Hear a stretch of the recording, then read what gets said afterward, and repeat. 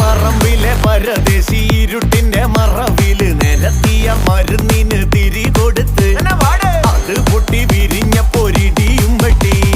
താനോ താനിന്നാനോ താനിന്നാനേ, താനോ താനിന്നാനോ താനിന്നാനേ.